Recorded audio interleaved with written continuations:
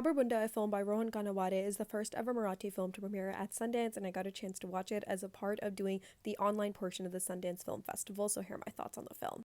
Bunda is a tender, intimate, and moving story about finding love and queer desire amidst your journey of grief. It follows a 30-year-old city dweller Anand who returns back to his father's village to spend the 10-day mourning journey after the passing of his father. There, he bonds with a local farmer and reunites with a childhood friend Balya, who struggles to stay unmarried. And the friendship between Anand and Balya blossoms into something much deeper.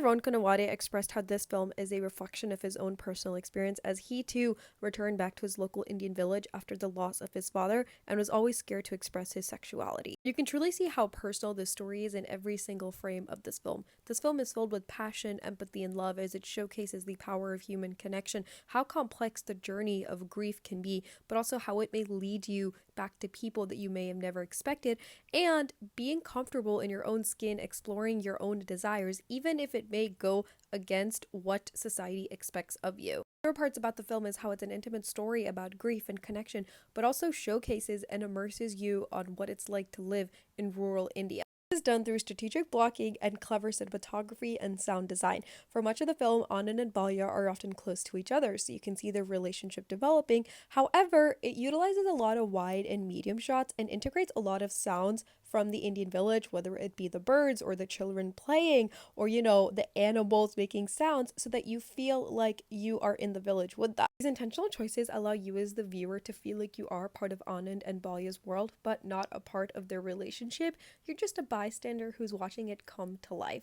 Another goal that Rohan Ganawade had with this film is that he doesn't just want it to be about grief, he mainly wants it to be about love, and you can feel that in this film. In the film, we do see Anand performing the funeral rites and processing his loss, but his journey of grief is used as a stepping stone for him to deepen other parts of his life, whether it be getting closer to his mom, obviously falling in love with Balya, or standing up against the villagers who make backhanded comments about the fact that he's 30 and unmarried. Feel the sadness and pain that Anand is experiencing, but also at the same time see that sadness and pain manifesting as how he shows his love to those he truly cares about.